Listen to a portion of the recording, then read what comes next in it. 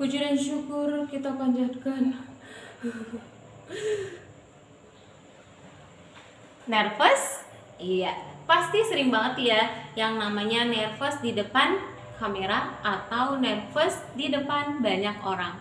Oke, untuk kali ini Ibu akan membahas tentang seorang public speaking pada pembawa acara.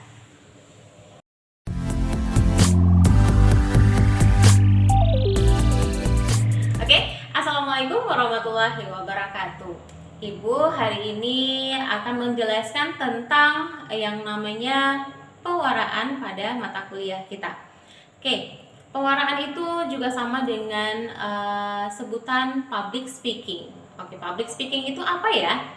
Public speaking itu adalah sebuah cara komunikasi untuk menyampaikan pesan, informasi, kemudian itu pasti akan diberikan atau diinformasikan di depan khalayak ramai ya. Nah, itu dia public speaking. Jadi public speaking itu punya tujuannya. Yang pertama adalah memberi informasi, yang kedua mempengaruhi, dan yang ketiga pastinya adalah menghibur. Nah, untuk itu hari ini karena materi kita tentang pewaraan, maka Ibu akan menjelaskan terlebih dahulu persiapan apa sih yang harus dilakukan oleh seorang pewara. Pewara itu adalah pembawa acara ya. Ketika ingin melakukan atau membuka sebuah acara. Oke? Nah, yang pertama persiapannya adalah harus punya mental. Nah, mentalnya itu boleh juga dari fisik, kemudian psikisnya ya. Jadi mentalnya itu harus oke banget agar tidak nervous di depan kamera atau tidak nervous di depan banyak orang. Nah, ada juga yang namanya jenis-jenis dari pewara atau pembawa acara, yaitu yang pertama ada MC. MC itu master ceremony. Kemudian ada juga moderator, lalu ada juga host, kemudian ada pembawa acara talk show, lalu ada pembawa berita atau reporter. Jadi itulah jenis-jenis dari pewara. Nah, untuk jenis dari pewaraan atau jenis acara-acara yang akan dibawa oleh pewarta, itu ada acara yang formal, ada acara semi formal, ada acara non formal. Jadi acara-acara itu akan disesuaikan oleh kegiatan-kegiatan pada saat kita membawakan acara. Oke, selanjutnya Ibu akan membahas tentang teknik-teknik bagi pewara pemula ya. Jadi seorang pewara itu punya standarnya harus bagaimana ya ketika ingin membawakan sebuah acara. Oke, untuk teknik yang pertama yaitu seorang pewara itu harus tahu banyak. Tahu banyak, bukan tahu yang banyak-banyak ya, tetapi tahu banyak tentang apa yang akan dibahas pada acara tersebut. Contohnya seperti tema. Nah, kalau misalkan tahu tema, berarti harus cari tahu dong, kira-kira temanya itu tentang apa-apa saja yang harus dibahas. Oke, yang kedua itu adalah olah vokal. Nah, olah vokal bagaimana? Olah vokal itu adalah latihan-latihan bagaimana artikulasi kita harus benar, kemudian intonasi juga harus bagus, lalu ada penjedaan kalimat, kemudian ada nada suara kita juga harus diatur ya. Kemudian juga ada yang namanya aksentuitas. Oke, jadi aksen-aksen ketika kita gunakan atau kita berbahasa itu juga harus diperhatikan. Oke, nah kemudian yang ketiga itu adalah olahraga atau olah tubuh ya. Olahraga 1, 2, 3 bukan seperti itu, tetapi latihan-latihan bagaimana kita mengatur gerakan-gerakan tubuhnya kita. Oke, yang pertama itu ada cara melangkah. Jadi seorang seorang pewara itu ketika melangkah saja itu sudah ada aturan tersendiri ya. Kemudian setelah cara melangkah, kemudian ada yang namanya cara mencari tempat yang tepat untuk berdiri ya. Jadi seorang pewara itu harus dilihat oleh para penontonnya, sehingga harus mencari tempat yang tepat. Kemudian yang ketiga yaitu berdiri tegak. Jangan bungkuk ya, jangan seperti ini atau gimana, wah ada yang seperti ini, itu juga jangan. Oke, jadi harus ada berdiri tegak, kita berdiri tegak dan dengan yakin ya pastinya ya. Nah, ada juga yang namanya sikap-sikap berdiri yang tidak boleh dilakukan oleh seorang pewara, yaitu pertama tidak boleh berdiri bungkuk ya. Nah, contohnya berdiri bungkuk seperti ini atau bagaimana, jadi tidak boleh berdiri bungkuk. Kemudian tidak boleh bersandar ke dinding atau ke mimbar, itu juga tidak boleh. Lalu biasanya ya ada yang namanya nervous ketika kita berada di depan banyak orang. Nah, pastinya akan ada ketakutan atau sesuatu hal yang bisa membuat kita nervous. Akhirnya kita suka menggoyang-goyangkan badan agar menghilangkan yang namanya nervous kita ya. Jadi itu kita biasanya ada yang goyang-goyang seperti ini itu atau bagaimana. Nah, itu sebenarnya tidak boleh ya dilakukan oleh pewara. Nah, itu dia sikap-sikap berdiri yang tidak boleh dilakukan oleh seorang pembawa acara. Nah, kemudian Ibu lanjutkan pada raga atau olah tubuh itu yang selanjutnya yaitu melakukan kontak mata ya. Jadi tidak boleh matanya itu tidak boleh tertunduk saja, tetapi harus ada kontak mata dengan penontonnya. Jangan lupa ya, jangan asik melihat atau tata acaranya, tetapi juga harus melihat para penonton. Oke, selanjutnya yaitu ada yang namanya memberikan mimik wajah yang tepat. Nah, bagaimana sih cara memberikan mimik wajah yang tepat? Jangan lupa smile, oke? Jangan lupa tersenyum dan juga memberikan mimik-mimik yang memberikan aura-aura yang positif ya.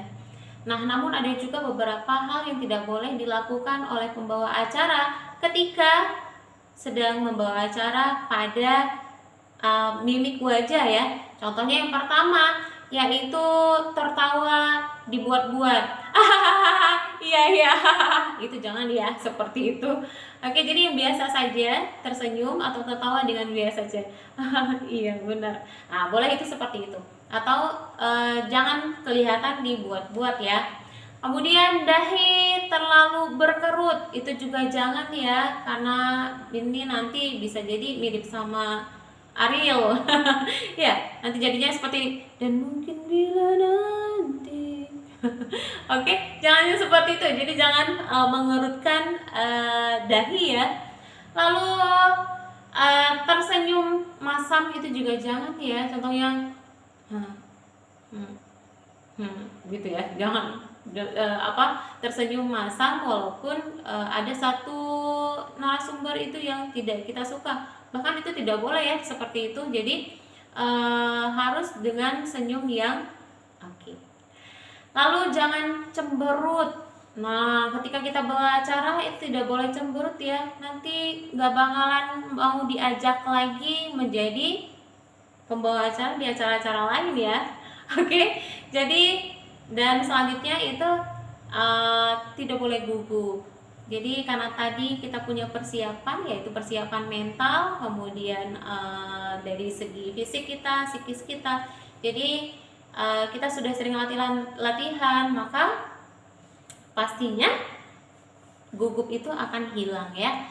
Jadi jangan lupa latihan terus menerus. Boleh saja latihan di cermin. Setelah latihan di cermin itu boleh juga latihan di depan orang tua atau di depan keluarga agar teknik-teknik kita ketika kita membawa acara itu sudah semakin oke. Jadi itu dia memberikan mimik wajah yang tepat atau sesuai. Teknik yang keempat yaitu ada yang namanya olah bahasa. Nah, olah bahasa itu apa ya? Ayo, olah bahasa itu adalah sebuah olah yang kita aturkan pada tata bahasa yang kita ucapkan ya. Nah, ibu menyarankan kalau kita itu seorang pewara itu harus menggunakan yang namanya kalimat efektif. Pasti sudah tahu ya, kalimat efektif itu apa? Kalimat yang, ayo, apa? Iya, benar sekali. Oke, kalimat efektif itu adalah kalimat yang tidak bertele-tele, kemudian harus menggunakan beberapa syarat ya. Ada berapa syarat sih? Ada 7 syarat. Yang pertama, kedua, ayo ketiga, keempat, kelima, keenam, dan ketujuh. Oke, nah ini Ibu akan mencoba bagaimana seorang pembawa acara ketika menggunakan yang namanya olah bahasa. Nah, olah bahasa itu harus digunakan dengan tepat ya, agar bahasa yang kita keluarkan itu efektif.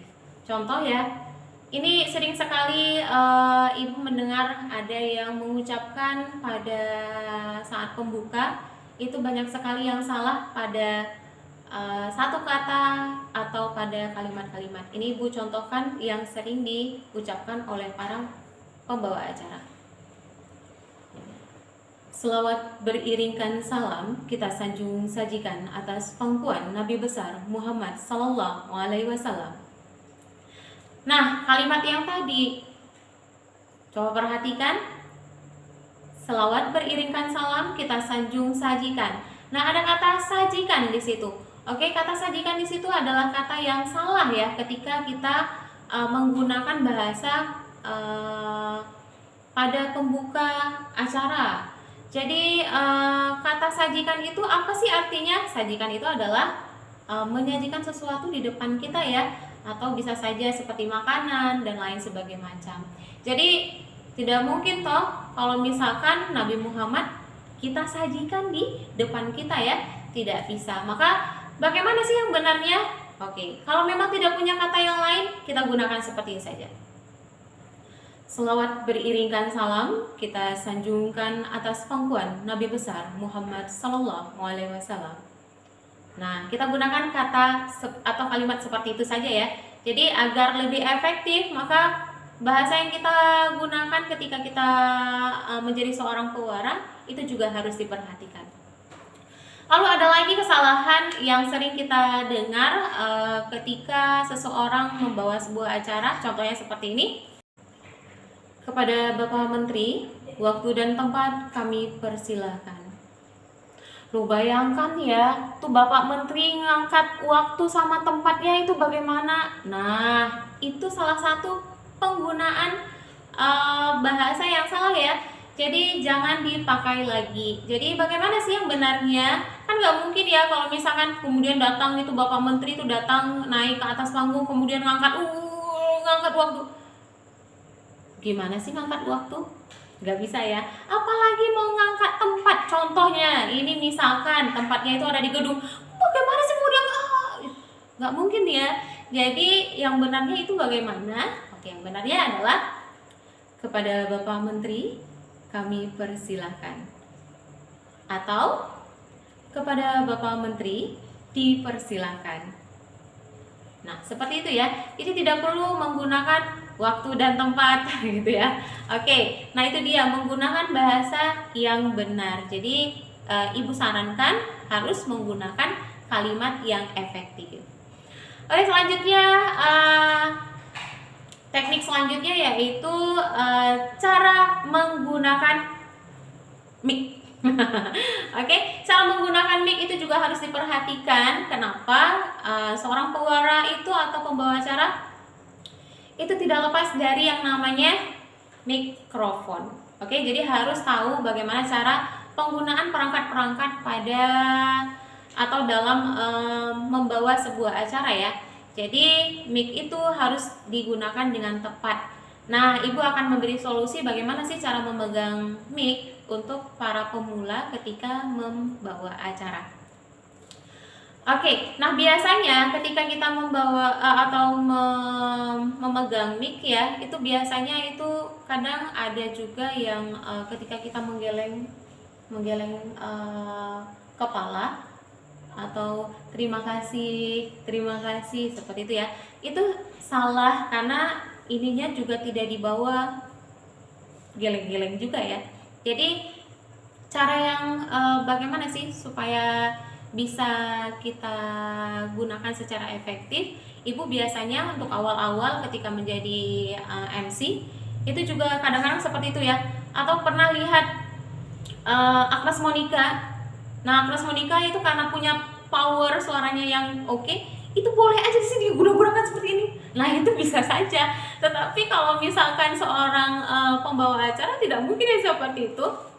Jadi, bagaimana sih cara penggunaan mic-nya? Itu ada kadang kalau misalkan kita gunakan mic yang dicentelin di baju atau mic yang dicentelin di samping bibir itu biasanya itu boleh ya kita gunakan agar dengan mudah ketika kita menggerakkan tubuh kita. Jadi kalau misalkan ada mic yang seperti ini, itu akan berpengaruh terhadap suara yang didengar oleh para penonton nantinya. Nah, biasanya ibu itu meletakkan mic di dekat dagu ya. Nah, ini di dekat dagu. Jadi ketika kita mau menggeleng, jadi itu biasanya mic-nya juga ikut. Contohnya seperti ini. Terima kasih kepada Bapak Menteri yang telah memberikan kata-kata sambutannya. Jadi ketika kita ingin berbicara melengok ke ke kiri, itu juga ngikut, kita ke kanan juga ngikut gitu ya. Jadi seperti itu cara penggunaannya. Nah, itu untuk pemula. Tetapi kalau untuk sudah yang oke, boleh saja seperti ini atau bagaimana, kita sudah tahu bagaimana cara penggunaan mic-nya. Oke? Nah, itu dia cara penggunaan mic pada teknik pembawa acara untuk para pemula ya.